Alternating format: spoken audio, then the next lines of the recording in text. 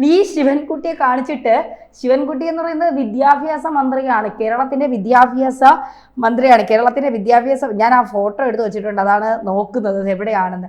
ഇതാരെയും നമ്മൾ അപമാനിക്കാൻ വേണ്ടി കാണിക്കുന്നതല്ല. നിങ്ങൾ കണ്ടു നോക്കൂ, നിങ്ങൾക്ക് കാണാൻ പറ്റുന്നുണ്ട് എന്നാണ് എനിക്ക് തോന്നുന്നത്.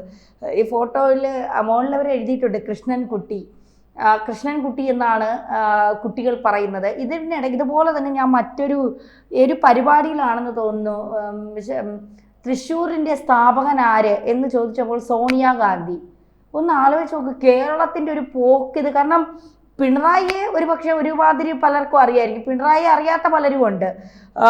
ദ്രൗപദി മുർമുവിനെ വരെ അറിയാം. അതായത് ഇന്ത്യൻ പ്രസിഡന്റ് ദ്രൗപദി മുർമുവിനെ വരെ കേരളത്തിലെ പിള്ളേർക്കറിയാം. അവരെ ഫോട്ടോ കാണിക്കുമ്പോൾ പലരും പറഞ്ഞു കേട്ടിട്ടുണ്ട്. അവിടെ ശിവൻകുട്ടിയെ ഒരുപക്ഷെ അറിയില്ല. ആർ ബിന്ദുവിനെ പല ട്രോളിലും ഒക്കെ കണ്ട് പരിചയം കാണും, ഉന്നത വിദ്യാഭ്യാസ മന്ത്രി ബിന്ദുവിനെ. പിന്നെ നമ്മുടെ മന്ത്രിമാര് പ്രസാദ് എന്നൊക്കെ ചോദിച്ചാൽ ആര് ഈ ഫോട്ടോയൊക്കെ കാണിച്ച കുട്ടികളേക്ക് ഇവരൊക്കെ ആരാണ് എന്ന് ചോദിക്കും. കേരളത്തിലെ മന്ത്രിമാരുടെ പേര് പോലും ഒരു പക്ഷേ കുട്ടികൾക്കറിയില്ല. ഇനി ഗോവിന്ദൻ മാഷിനെ കാണിച്ചാൽ ചോദിക്കും, ഇതാ പിണറായിയുടെ ബാക്കിൽ നിൽക്കുന്ന ആളല്ലേ.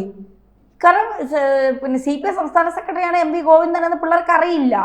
അങ്ങനെ എത്ര, ഒരുപക്ഷെ KK ശൈലജ ടീച്ചറിനെ ചോദിച്ചാൽ അറിയാമായിരിക്കും. കാരണം ശൈലജ ടീച്ചർ നിപ്പ വന്ന സമയത്ത്, കോവിഡ് വന്ന സമയത്തൊക്കെ കേരളത്തിനെ ഉണ്ടാക്കിയ ഒരു ഇമേജ് ഉണ്ട്, അവരുണ്ടാക്കിയെടുത്ത ഒരു ഇമേജ് ഉണ്ട്.